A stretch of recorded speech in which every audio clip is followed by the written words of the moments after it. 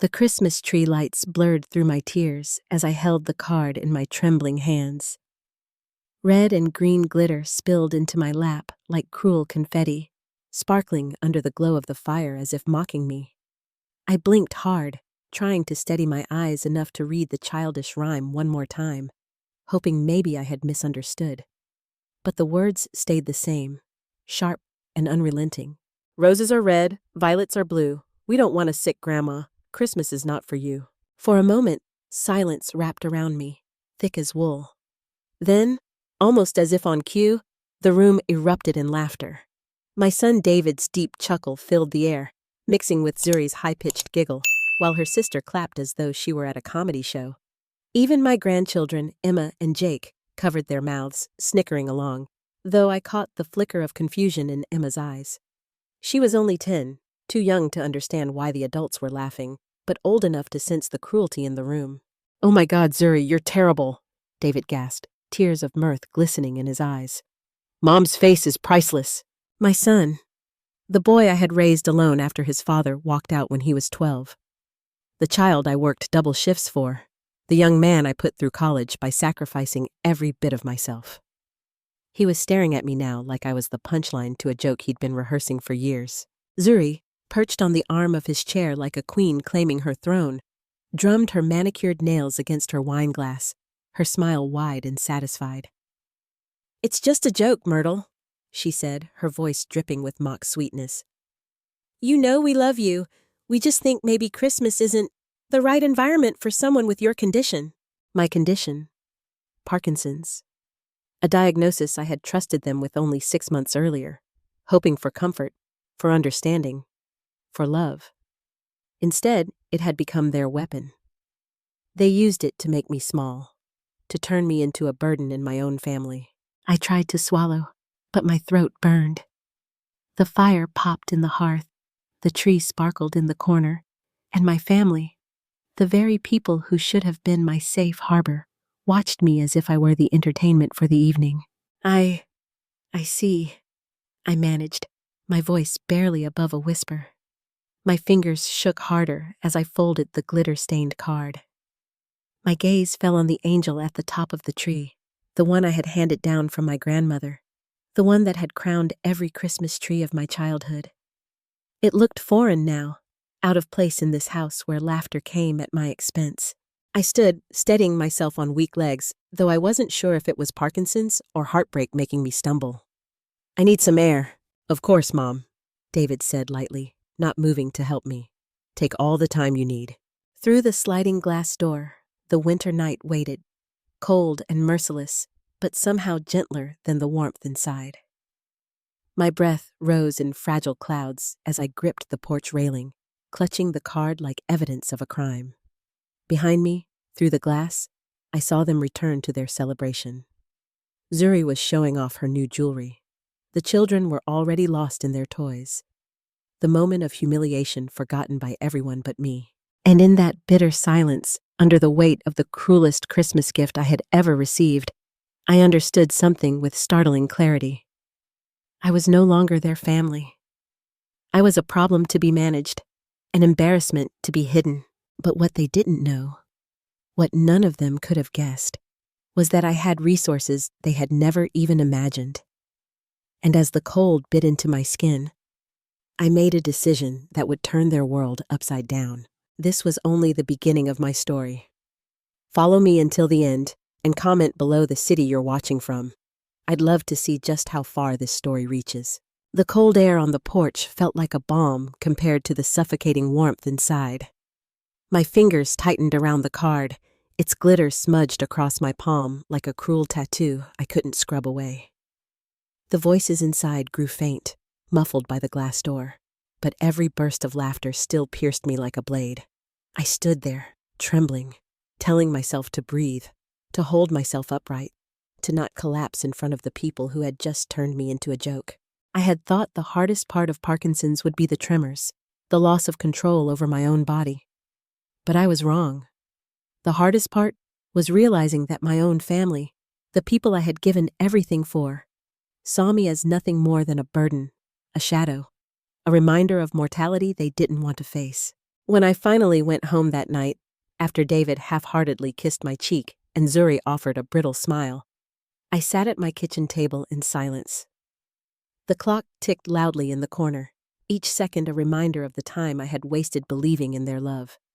On the refrigerator hung photos of Emma and Jake, magnets holding up drawings they had made for me, notes written in childish scrawls.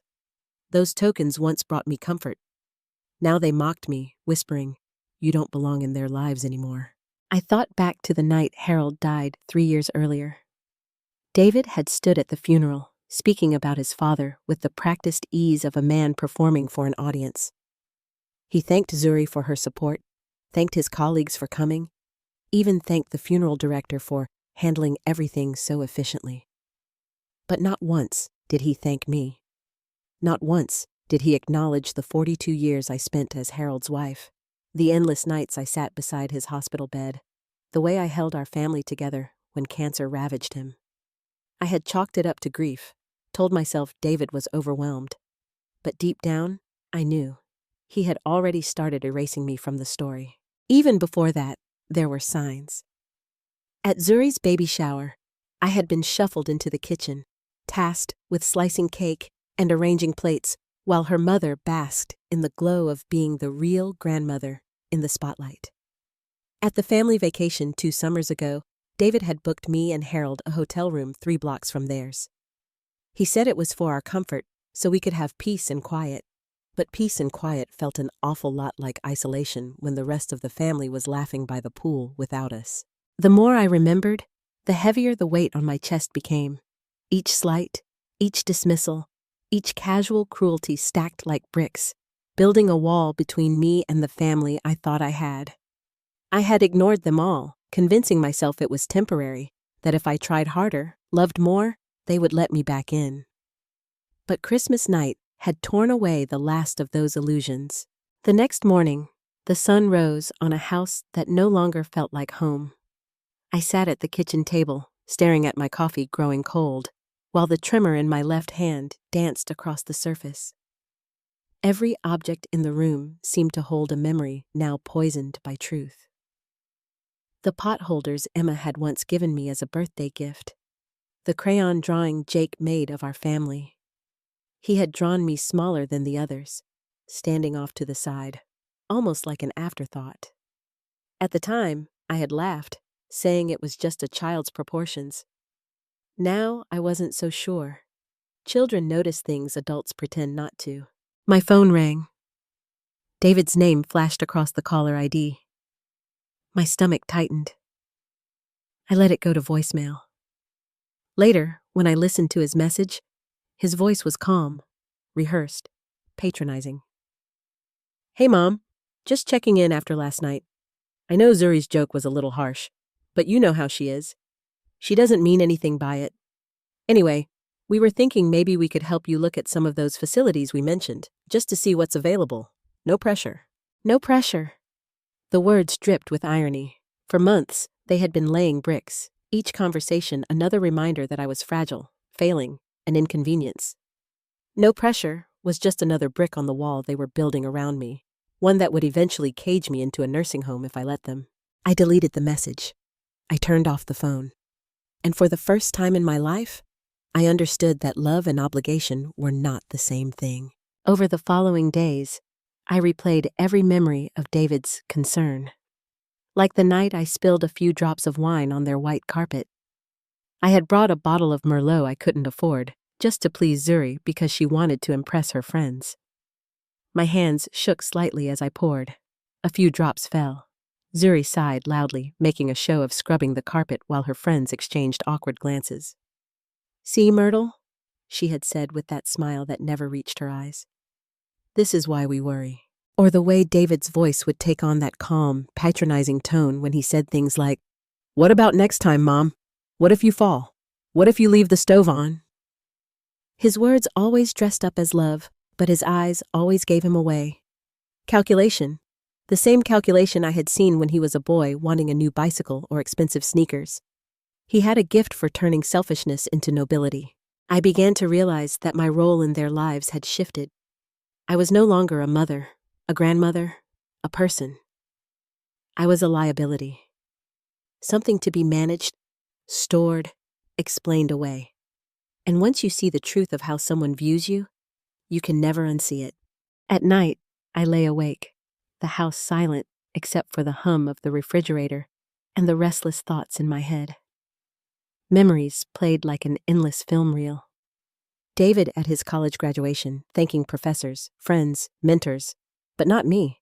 The holidays where conversations dimmed when I walked into the room, the eye rolls when I repeated a story, the slow erosion of my place at the table until, finally, there was no place left at all. It broke something inside me. But in the ruins of that break, a strange clarity emerged. They had taken my dignity, but they hadn't taken my independence. Not yet. And if I stayed, they would strip that from me too.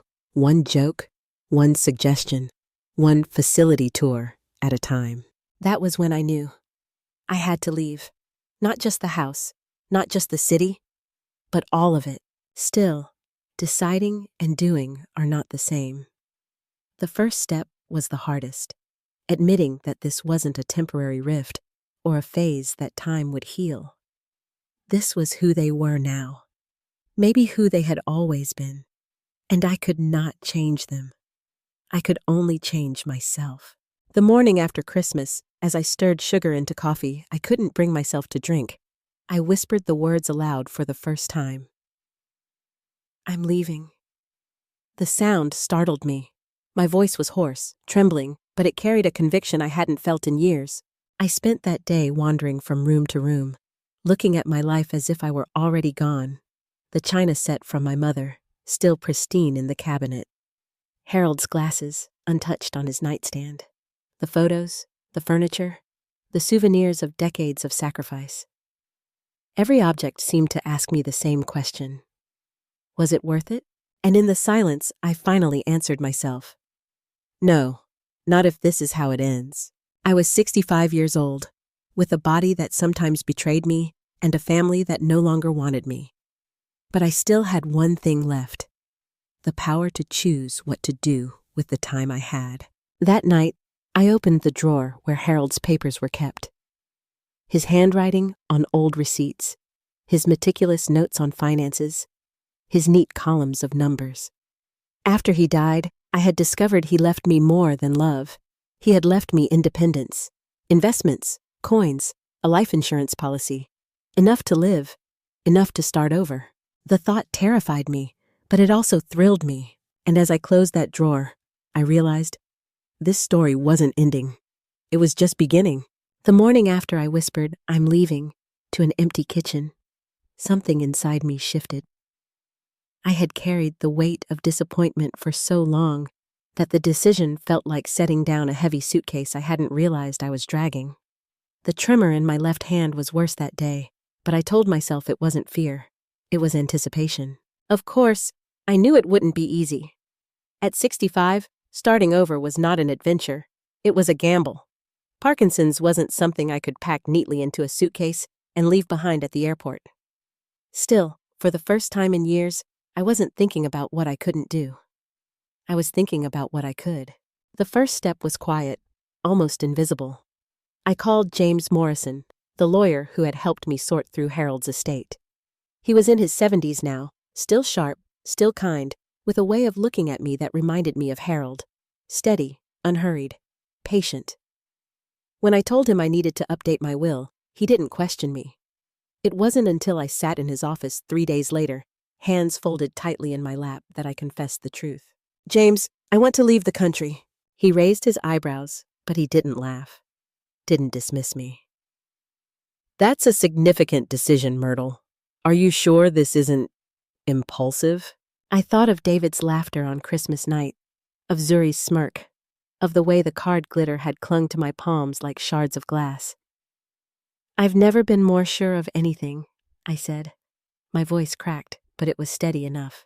James leaned back in his chair, fingers steepled. Then let's talk about what you'll need. And so, the planning began. The logistics. The first hurdle was medication. Parkinson's isn't forgiving. It demands routine. James connected me with a specialist who could transfer my prescriptions internationally. It took hours of phone calls, explaining to one bureaucrat after another that yes, I was moving permanently, and no, it wasn't anyone else's decision. Each time I said the words, "I'm leaving the country," they felt less like fantasy and more like fact. Next was the matter of money. For years, I had lived modestly, clipping coupons, stretching dollars, quietly funneling Harold's investments into accounts David never knew existed. I didn't live lavishly, but I lived carefully. Now, those quiet years of discipline became my lifeline. I opened a new account at the bank under the guise of consolidating assets. Linda Chen, the branch manager, had known me for 15 years. She looked at me over her glasses, concern flickering in her eyes. "Mrs. Patterson, if you don't mind me asking, are you all right?" "Everything is exactly as it should be," I said. And in a strange way, it was. For the first time, I wasn't moving for someone else's benefit. I was moving for mine. I transferred enough to support myself for at least a year abroad, leaving the rest carefully structured in investments that would continue to grow. No one, not David, not Zuri, had the faintest idea how much money I actually had, and I intended to keep it that way. Choosing a destination. Evenings were the hardest. My house was quiet, the silence pressing against me like a weight. But in that silence, I researched. I sat with my laptop, scrolling through articles about retirement abroad. Spain, Italy, Costa Rica, Portugal. Portugal kept appearing on every list. Affordable, safe, excellent healthcare, warm climate, a growing community of American retirees. Far enough to be unreachable, but close enough to feel connected to the world. I stared at pictures of Lisbon's tiled streets, pastel houses climbing steep hills, trams clattering past old cathedrals. I imagined myself walking there, not as an unwanted burden, but as a person starting fresh. The thought felt radical, almost rebellious. I bookmarked apartments, researched residency visas, read blogs from women not so different from me who had traded American suburbia for cobblestone streets. One sentence in particular stayed with me. "It's never too late to choose happiness." Memories resurface, but even as I planned, ghosts of the past haunted me. I remembered David's graduation, when he thanked his professors, but not me. The baby shower, where I was relegated to the kitchen. The vacation hotel room blocks away. Each memory surfaced like bubbles in a pot, rising faster the longer I let them simmer. And then there was Christmas. Always Christmas. The card, the laughter, the look on David's face, half relief, half joy, as though mocking me was something he had been waiting years to do. The humiliation burned fresh each time I replayed it, but instead of crushing me, it fueled me. Every cruel memory became a brick I used to build the road out. Drafting the letter, I knew I couldn't vanish without explanation. That wasn't who I was. So I began writing a letter. The first draft was angry, filled with accusations. "You laughed at me. You treated me like I was less than human. You discarded me." But it felt too raw, too much like a wound bleeding onto paper. The second draft was sorrowful. "I'm sorry for whatever I did to deserve this. I only ever wanted to be loved." But that wasn't true either. I wasn't sorry. Not anymore. 7 drafts later, I had the letter I needed. Calm, factual, final. It explained that I was leaving, that I had arranged for my care, that they needn't worry. It avoided blame, avoided demands. It left no space for negotiation. I sealed it in an envelope, placed it beside Harold's coffee mug on the kitchen table. They would find it when they finally noticed I was gone. The quiet goodbye. On January 3rd, before the neighborhood fully stirred, I loaded 2 suitcases into a taxi. I had been ruthless in packing, essentials only. Clothes, medication, important documents, a few photographs. The china set stayed in the cabinet. Harold's glasses stayed on the nightstand. The angel stayed on the tree. Those weren't mine anymore. They belonged to the woman I used to be. Mrs. Chen, my neighbor, was already outside tending to her garden, her breath rising in clouds of frost. She waved at me, and I waved back, knowing it would be the last time. She had shown me more kindness in 3 years than my family had. Soup during flu season, shoveling my walkway after storms, small acts of love my own son never bothered with. At the airport, panic hit me for a moment. 65 years old, alone, with Parkinson's. What was I thinking? But then I remembered Zuri's smirk, David's laughter, the words on the card. "We don't want a sick grandma." And the panic turned into determination. When the plane lifted from American soil, I felt something inside me lift too. For the first time in years, I wasn't dreading the future. I was anticipating it. January 3rd dawned gray and cold, the kind of New England morning that makes even the hardiest soul want to stay buried under blankets. Perfect, I thought. Perfect for slipping away. My suitcases sat by the front door, 2 modest pieces of luggage that contained the sum of my new life. I had been ruthless. No china, no quilts, no sentimental knickknacks except a faded photo of Harold on our wedding day and a little crocheted potholder Emma once gave me for my birthday. Everything else stayed behind. The house, the furniture, even Harold's glasses resting on his nightstand, like he might walk back in at any moment. They all belonged to the woman who had believed sacrifice would earn her family's love. That woman wasn't boarding a plane today. I called a taxi at 6:30 sharp. The driver, a young man named Miguel, smiled politely as he lifted my bags. He chatted about his grandmother in Mexico during the drive, his voice warm and affectionate. "She makes the best tamales," he said, pride lacing every word. I found myself envying his devotion, wondering when David had last spoken about me with that kind of tenderness. I couldn't remember. At the airport, standing in line with my passport trembling in my hand, panic threatened. I was 65, sick, alone. What if I couldn't handle it? What if something happened far from home? For one suspended moment, I almost turned back. But then I remembered Zuri's smirk as I read the Christmas card, David's booming laughter, the glitter sticking to my skin like shards of cruelty. And I straightened my shoulders. No, I would not turn back. When the plane lifted from American soil, tears stung my eyes. Not grief, not fear, relief. For the first time in years, I felt anticipation instead of dread. The letter left behind, on my kitchen table, weighed down by Harold's favorite mug, lay the letter. Calm, final, deliberate. Dear David, Zuri, Emma, and Jake, by the time you read this, I will be beginning a new chapter of my life. The events of Christmas Eve made it clear that my presence in your lives has become more of a burden than a blessing. I've decided to remove that burden. This decision isn't made in anger, but in love. Love for you and love for myself. I deserve to spend my remaining years surrounded by people who value my presence. You deserve to live without worrying about me in ways you're unprepared for. I've arranged my care, my housing, my finances. Please don't worry. The house remains as it is, along with a folder of monthly expenses you may not have realized. James Morrison will provide any details you need. I hope someday you'll understand that this isn't abandonment, it's liberation. With love always, Mom. The letter didn't mention that the monthly expenses I referenced included their mortgage, Emma's private school tuition, the Vermont cabin property taxes, and the health insurance premiums covering all 4 of them. They would find out soon enough. The unraveling.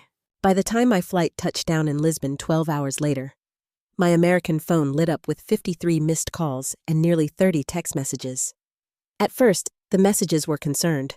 "Mom, where are you? Call me back." Then confusion. "What do you mean, new chapter? What's going on?" Then panic. "This is insane. You can't just disappear. What about your medications? What about your condition?" And finally, anger. "This isn't funny, Mom. You need to come home right now." I scrolled through them while waiting for my luggage, detached, almost clinical. I had expected it. What I hadn't expected were the details that began slipping through. Zuri had called the mortgage company and discovered the payments were drawn from my account. David had called Emma's school and learned Grandma Patterson was listed as the tuition payer. Their health insurance company confirmed I was the policyholder. The frantic texts kept coming. "Mom, please. I'm sorry about Christmas. We all are. Just tell me where you are. We can fix this." And even Zuri herself. "Myrtle, I know we've had our differences, but this is crazy. David is falling apart. Please, just call us back." Satisfaction and sorrow warred in me as I read them. At last, they understood my value. But it had taken my disappearance for them to notice. The empty house. Meanwhile, back in Connecticut, I could imagine the scene. David walking into my house, calling my name, finding only silence. Then the letter on the kitchen table, Harold's mug anchoring it like a gravestone marker. I pictured his face as he read the words, the dawning horror as he opened the folder of documents, realizing for the first time that the mortgage on his dream home was under my name, that his health insurance deductions had been illusions, that their entire life was a scaffolding propped up by me. James Morrison would later confirm it. He told me David's face had gone gray as ash when he saw the total, over $144,000 in direct support since Harold's death, plus the $80,000 down payment that made the house possible. 3 years of quiet subsidy, erased in a single morning. Lisbon. Lisbon greeted me with cobblestone streets and pastel houses stacked like toy blocks against steep hills. My taxi driver, an elderly woman named Sophia, pointed out churches and plazas as if she were welcoming a long-lost friend. "Family should be joy, not obligation," she said, patting my arm. I nearly cried at her words. My apartment was small but bright, with a balcony overlooking a square where old men played chess and children kicked soccer balls until dusk. That first night, I unpacked my medications, arranged them carefully on the counter, and sat by the window listening to street musicians play fado. For the first time since Harold's death, I fell asleep feeling excited about tomorrow. Consequences across the ocean. Back in Connecticut, David and Zuri were drowning. Without my automatic payments, they couldn't cover their February mortgage. Their savings was barely enough to last a week.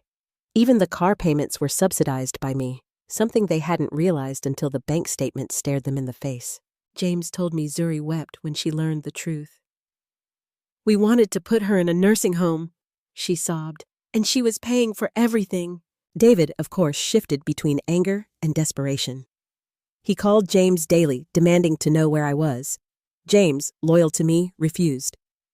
"Your mother is a competent adult," he told them. "She made her choice." But David couldn't accept that. His pride wouldn't let him. And so, their search began. My freedom. In Lisbon, my days slowly filled with color. I discovered a cafe nearby where children gathered after school with their grandparents. That's where I met Maria and little Anna, who reminded me of Emma at 7 years old. I began helping with homework, English pronunciation, simple math tricks. Soon, the children called me Avo Americana, American Grandma. It was the first time in years I felt useful for something other than money.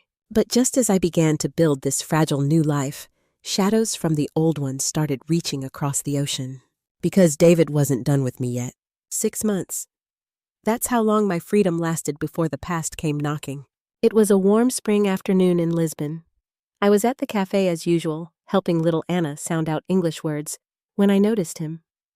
A man sitting alone at the corner table, too stiff, too polished to belong to our neighborhood. He wasn't sipping his espresso the way locals did, slowly, leisurely, but watching me with the sharp gaze of someone on assignment. "Avo Americana," Anna whispered, following my glance. "Who is that man?" "Someone from my old life," I said softly, forcing a smile. "Go sit with your grandmother for a moment, sweetheart." The man rose and approached. He looked younger up close, maybe mid-30s, with neatly pressed slacks and the earnest face of someone who still believed in rules. He tipped his head respectfully. "Mrs. Patterson?" I set down my coffee cup carefully. "Yes. I'm Detective Ryan Walsh. Your son hired me to find you." The words didn't surprise me. I had expected David's desperation to eventually spill across the ocean. What surprised me was the calm that washed over me as I nodded. "I'm not missing, Mr. Walsh. I'm exactly where I choose to be." "Yes, ma'am. I understand that." He shifted awkwardly. "But your family is very concerned about your welfare. They'd like to speak with you." "My family has my attorney's number. If they want to communicate, they can use proper channels. He hesitated. Mrs. Patterson, I have to ask, are you here under your own free will? Are you being coerced or manipulated by anyone? I almost laughed. Mr. Walsh, for the first time in years, no one is coercing me. That's exactly why I'm here. He sighed, pulling out his phone. Would you be willing to speak with your son, just so I can close this case? I considered refusing. But looking at his honest face, I realized perhaps it was time. One last conversation. One final chance to make David understand. Very well, I said, but here, in public, with you as witness. He dialed. Within seconds, David's voice burst through the speaker, ragged with emotion and barely disguised anger. Mom? Jesus Christ, Mom! What the hell are you doing? I took a slow breath. I'm living my life, David. In Portugal? You don't speak Portuguese. You don't know anyone there. What if something happens to you? I looked around the cafe. Maria knitting in the corner. The children bent over their notebooks. Mrs. Santos waving at me from behind the counter. My community. My new family. I know plenty of people here, and my Portuguese improves every day. This is insane, Mom! You can't just run away from your family. I didn't run away from my family, I said, my voice steady. I walked away from people who made me feel unwelcome in my own life. There was silence. Then Zuri's voice cut in, high-pitched and desperate. Myrtle, please, we're sorry about Christmas. We know the joke went too far, but you can't punish us forever. This isn't punishment, I replied coldly. This is me choosing happiness over obligation. But the kids miss you. Emma cries every night. The manipulation was transparent, but my heart twinged anyway. Emma and Jake have my contact information. They can reach me anytime. You're the ones who stood in the way. David came back on, rougher now. Fine. If that's how you want to play it, two can play. I'll have you declared mentally incompetent. I'll get guardianship. I'll drag you back if I have to. The words were poison. But instead of fear, a strange clarity filled me. Cold, sharp, final. David, I said quietly, if you try that, you will discover exactly how competent I am. What's that supposed to mean? It means that for 3 years, I've been supporting your entire household. Every mortgage payment, every insurance premium, every school tuition, all documented. If you claim I'm incompetent now, then by your own argument, every one of those financial decisions was invalid. You'd owe restitution. Silence crackled across the line. That's blackmail, David said at last, but his voice wavered. No, David. That's consequences. For the first time in your life, you're facing the consequences of treating someone badly. Zuri's sobs leaked through the speaker. We're going to lose the house, Myrtle. We can't do this without you. Then you should have thought of that before you laughed at me. I turned to Detective Walsh, who was watching with dawning respect. Detective, you see, I am of sound mind and body. I am here by choice. I am happy here. Please make that clear in your report. Walsh nodded slowly. Yes, ma'am. I think I've seen enough. I handed the phone back, ending the call. My hands shook, not from Parkinson's, but from the release of years of silence. For once, I had spoken every truth without fear. The fallout. That evening, I called James Morrison. End every automatic payment to David's household, I told him. Effective immediately. The only exception is the trust fund for Emma and Jake. That stays. Are you sure, Myrtle? This will devastate them. They've already devastated me. It's time they learned to stand without me. Within 24 hours, every account was closed. Their life of illusions collapsed. Back in Connecticut, David and Zuri scrambled. Mortgage overdue, insurance canceled, school demanding tuition. The scaffolding I had built disappeared, and they were left exposed. 2 weeks later, a letter arrived from Emma, written in careful, slanted handwriting. Dear Grandma Myrtle, Dad says we have to move to a smaller house because money is tight. He seems sad all the time. Mom cries a lot. I don't understand, but I want you to know I never thought you were sick or weird. I always liked when you came to visit. I hope you're happy in Portugal. Maybe someday I can see you again. Love, Emma. P.S. Jake says hi. He misses your cookies. Tears slid down my cheeks as I read it. My grandchildren still loved me. They weren't guilty. They weren't cruel. Someday, When they were older, they'd understand. The new me. 6 months later, Anna brought me a school essay. Special people in our community. She had written about me, the American grandmother who taught her English, who showed her math tricks, who told her it was never too late to start over. "You are family to us now, avo americana," she said proudly. And she was right. I was 65 years old, living in a foreign country with a progressive disease, and I had never been happier. I had discovered the truth. Family is not defined by blood, but by respect. Love is not proved through sacrifice, but through care. I thought back to that Christmas card, glitter still staining my palms. "We don't want a sick grandma." They were right. They didn't want a sick grandma. They wanted a healthy bank account. But I wanted something different. I wanted dignity. I wanted love. And in a cafe in Lisbon, surrounded by children who called me their grandmother without obligation, I had found exactly that. The first time I woke up in Lisbon without fear of the phone ringing, without dread of another demand hidden inside concern, I realized what freedom truly felt like. It was not fireworks or some grand celebration. It was quiet. It was the simple act of opening my balcony door, letting the smell of fresh bread drift in from Mrs. Santos's bakery, hearing children laugh in the square below, and knowing I wasn't beholden to anyone. My life in Portugal had settled into a rhythm that was healing in every sense of the word. The steep streets forced me to walk more than I ever had back in Connecticut, and Dr. Oliveira, my new neurologist, often shook his head in wonder at how my Parkinson's symptoms had improved. He told me stress was poison, and maybe he was right. The tremors were still there, yes, but they no longer ruled me. Every Tuesday and Thursday, I went to the cafe, surrounded by children with eager faces and notebooks filled with messy handwriting. They called me Avo Americana, American Grandma, and tugged at my sleeves, demanding help with spelling or multiplication tables. I felt useful again, not because I was paying someone's bills or covering someone's mortgage, but because my presence mattered.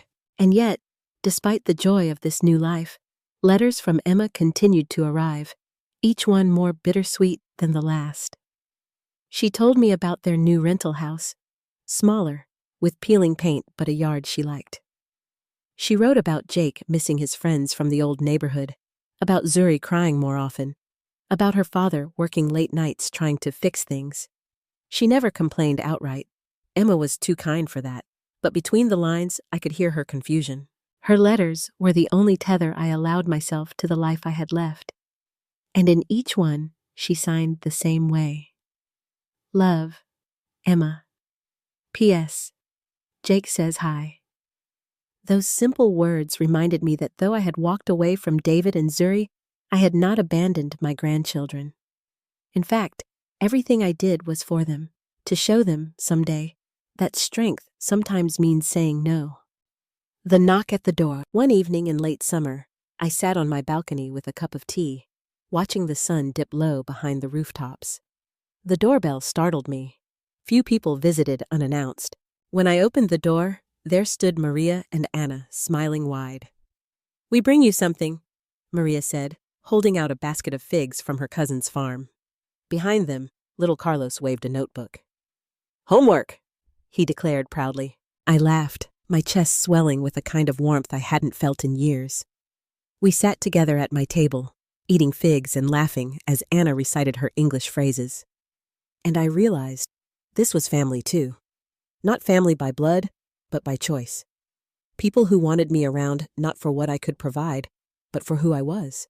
That night, when they left, I stood by the door longer than I needed to, savoring the echo of children's laughter in my apartment. For decades, I had believed that family love was unconditional, that no matter how poorly I was treated, no matter how invisible I became, I had to stay, because family was forever. But forever is only worth it if it comes with respect. The lesson my son never learned. David tried to reach me again, through James, through emails, even through Zuri's weepy voice messages that alternated between apologies and accusations. I never answered directly. Each time, James filtered the communication, and each time, I told him the same thing. Emma and Jake may write to me anytime. As for David and Zuri, I have nothing more to say. It wasn't cruelty, it was boundary. For so long, I had confused sacrifice with love. I had poured my time, my money, my health into their lives because I thought that's what a good mother does. But a good mother doesn't allow herself to be ridiculed. A good mother doesn't enable selfishness. A good mother, I finally realized, also protects herself. David never learned that. Perhaps he still hasn't. To him, love was always tied to what I could give. And when I stopped giving, he called it abandonment. But it wasn't. It was liberation. The gift of new beginnings. 6 months after Detective Walsh's visit, Anna brought me her school essay project. She had written about me. The special person in our community is Myrtle, our American grandmother.